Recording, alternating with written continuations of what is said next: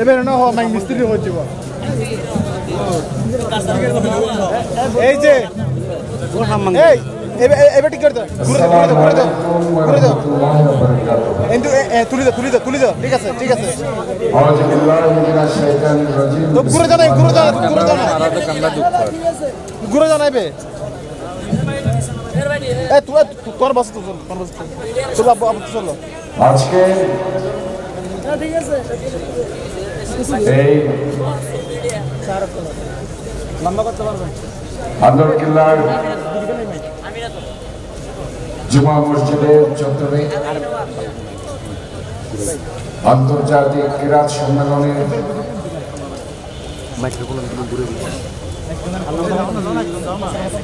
সম্মানিত সভাপতি আজকে এখানে উপস্থিত রয়েছেন বাংলাদেশ জামায়াতে ইসলামী সম্মানিত চট্টগ্রামের আমির, যিনি কিছুক্ষণ আগে আপনাদেরকে অত্যন্ত সুললিত কণ্ঠে বিস্তারিত বক্তব্য রেখে আপনাদের মণিকোটায় স্থান করে নিয়েছেন। এখানে উপস্থিত রয়েছেন ফিরোজ শাহ কলোনি এলাকা সংলগ্ন মাদ্রাসার সম্মানিত অধ্যক্ষ প্রিন্সিপাল মাওলানা তাজুল ইসলাম, হাফেজ তাজুল ইসলাম, উনি হেফাজত ইসলাম Mohammad Ramin. First of all, I would like to heartfelt thanks and congratulations those that reciter has come from different countries. The city of joy, commercial city, port city, Parjatan tourism city, Chittagong. I must welcome them, the Chittagong City Mayor. সম্মানিত আলেম ওলামাগণ এবং কারিগণ এবং আমার সামনে উপস্থিত সুধী সমাবেশ, রাজনৈতিক বক্তব্য ভুলে গেছে, মোহিত হয়ে গেছে। যেভাবে আজকে আমাদের ইন্টারন্যাশনাল কারিরা কোরআন রিসাইটিং করছে, কোরআন তেলাওয়াত করছে, প্রতিটি মাখরাজ চমৎকারভাবে তারা তুলে ধরছে, আমরা আসলে মোহিত হয়ে গেছি। আমরা রাজনীতিবিদরা রাজনীতি করে কথা বলি, কিন্তু আল্লাহর কোরআন যে একটা সুমধুর, মহান রব্বুল আলামিন যে একটা নিয়ামত দিয়েছে আল কোরআন, এটা যদি আমরা ধারণ করতে পারি, বুঝতে পারি প্রতিটি শব্দ, তাহলে এটার চাইতে বড় নিয়ামত পৃথিবীতে আর কিছু নেই। এবং এই আল কোরআন নাজিল করেছেন কার কাছে? আমাদের সবার প্রিয় নবী, শেষ নবী হযরত মুহাম্মদ মুস্তাফা সাল্লাল্লাহু আলাইহি ওয়াসাল্লাম। অনেক নবী রাসূল পৃথিবীতে এসেছে, আল্লাহ তাআলা 100টি ছোট সহিফা, 4টি বড় কিতাব, সবচেয়ে দামি গ্রন্থ, সবচেয়ে নিয়ামতের গ্রন্থ আল কোরআন উনি রেখে দিয়েছেন কার জন্য? ওনার পেয়ারা, আমাদের পেয়ারা হাবিব নবী করিম সাল্লাল্লাহু আলাইহি ওয়াসাল্লামের কাছে। এটা হচ্ছে কার বড় কি হতে পারে?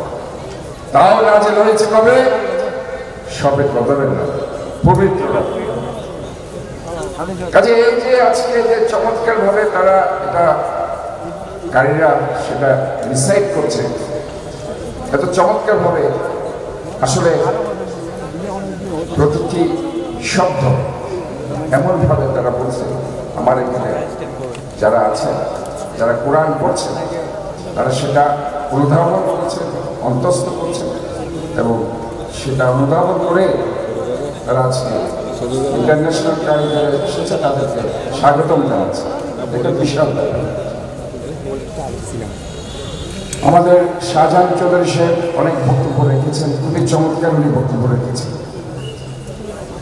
তবে একটি জিনিস হয়তো আমরা বলতে পারিনি, সেটা হচ্ছে আওয়ামী লীগের ষড়যন্ত্র শুরু হয়েছে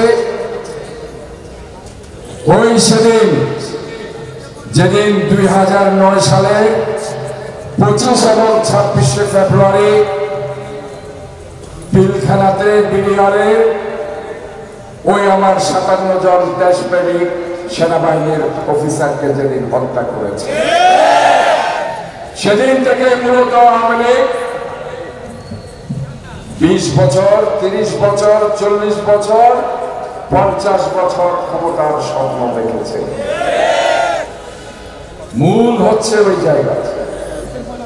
ওই 57 জন সেনাবাহিনীর অফিসার যদি সেদিন হত্যাকাণ্ডের শিকার না হতো, হয়তোবা এই স্বপ্ন তারা বেশি দিন দেখতে পারত না। আরেকটি আমাদের জন্য 2013 সালে 5 মে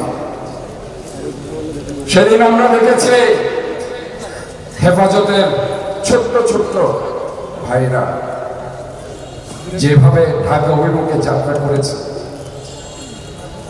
সেদিনেই মনে করেছিলাম এই শাপলা চত্বরে সমাবেশের মধ্যে দিয়ে শেখ হাসিনা বিদায়। আমরা সেদিন দেখেছি বাংলাদেশের ইতিহাসের সবচেয়ে নারকীয় হত্যাকাণ্ড 5 মে রাত। ওই সন্ত্রাসী পুলিশ কমিশনার বেনজির, তার শাস্তি বাংলাদেশের মাটিতে হতে হবে, কোনো রেহাই নেই।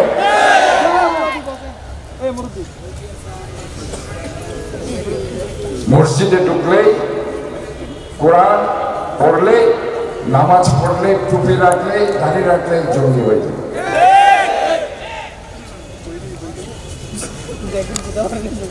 এই ধরনের একটি কালচার তারা তৈরি করেছিল। 16টি বছর কেউ সত্য কথা বলতে পারেনি, সত্য কথা বললে তাকে জেলে ঢুকিয়ে দেওয়া হয়েছে। 18 সালের ওই নির্বাচন, শাহজাহান চৌধুরী সাহেব তারা জানতো উনি লোহাগড়া সাতকারিয়া থেকে এমপি হবে, তারা জানতো আমি বাগুড়িয়া কোটালী আসন থেকে এমপি হব, যার কারণে নির্বাচনের আগে আমাদেরকে গ্রেপ্তার করেছে।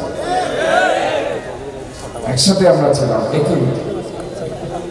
একই রুমে আমরা একসাথে ছিলাম, শামসুল ইসলাম সহ। শুধু গ্রেপ্তার করে ক্ষান্ত হয়নি, প্রতিদিন সকালে ঘুম থেকে উঠে শাহজাহান সাহেব গণনা করতেন আজকে লোহাগাড়া থেকে কয়জন এসেছে ভোরের ফজরের নামাজের পর। উনি যেতেন গণনা করছিলেন জেলখানা, আমাকে এসে বলতো আজকে 40 জন, পরদিন বলে আজকে 50 জন এসেছে। মানে এইভাবে লোহাগাড়া সাতকারিয়ার মানুষ আর এদিকে বাগুড়িয়া কোতোয়ালি চকবাজারের মানুষ শুধু আসতেছে, সমস্ত ঘরকে সংগ্রহ করে ফেলেছে, জনমানব ভিড় করে ফেলেছে। এরপরে ওই একটা দালাল আছে না, নফেল হাইব্রিড,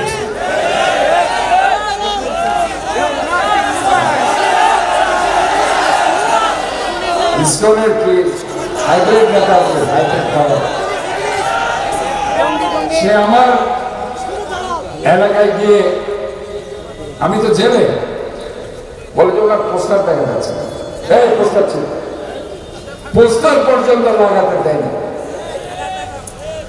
শুধু এটাই না, আমার মা বাসায় উনি প্রচার করছে, বাসার মধ্যে এজেন্ট আছে কিনা, বাসায় ভেঙে ফেলেছে পুলিশ, সমস্ত রুম তছনছ করে এজেন্ট করছে।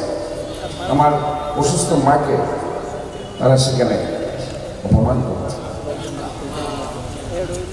কাজে এই যে জুলুম নির্যাতন, এই জুলুম নির্যাতন করে কেউ বেশি দিন টিকে থাকতে পারে না।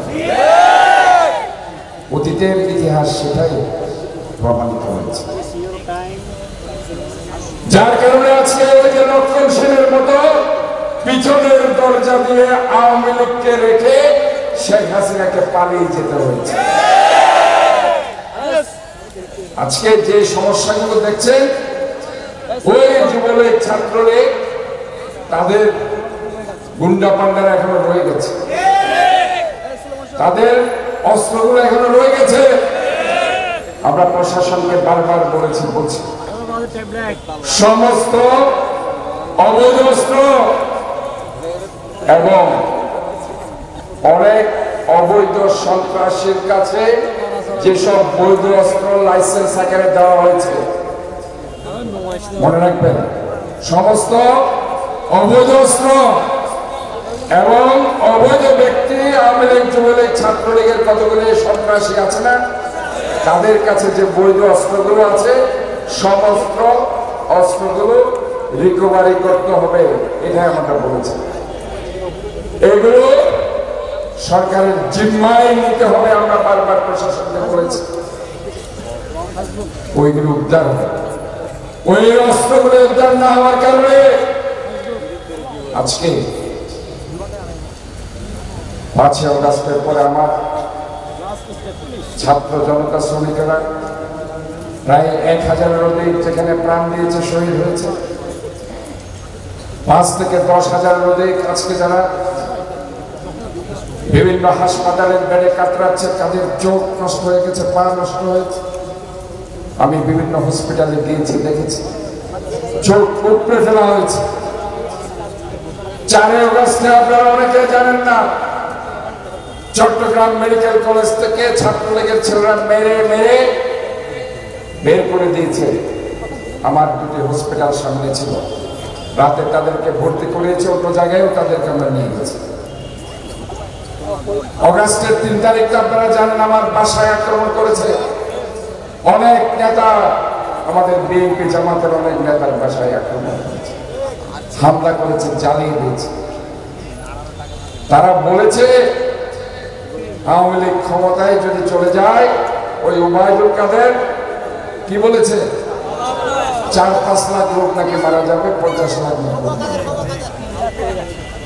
আজকে বলতে চাই চট্টগ্রামের মানুষ, আজকে আমার ভাই অ্যাডভোকেট সাইফুল ইসলাম আলিফ 5 আগস্টের পরে মন্দির পাহারা দিয়েছে।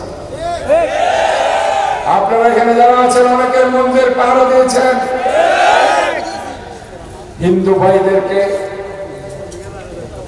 আপনারা গার্ড দিয়ে তাদেরকে সযত্নে তাদেরকে রক্ষা করছেন।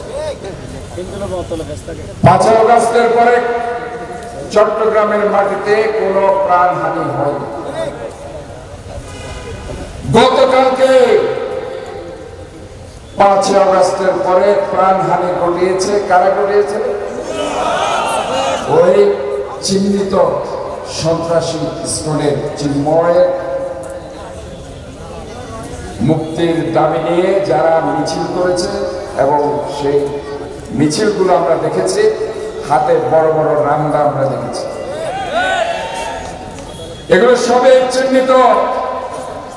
আমরা বলতে চাই যারা সন্ত্রাসী খুনি, তাদের কোনো ধর্ম নেই, তাদের কোনো দল নেই, তাদের কোনো জাত নেই, তাদের কোনো বর্ণ নেই, তারা হচ্ছে সন্ত্রাসী। কাজে ওই সন্ত্রাসীদের বিচার চট্টগ্রামের মাটিতে, বাংলাদেশের মাটিতে হবে হবে হবে, এটা থেকে কোনো নিস্তার নেই। আজকে তাই আপনাদেরকে বলছি, সাজান ভাই বলেছে এমন কোনো কিছু করবো না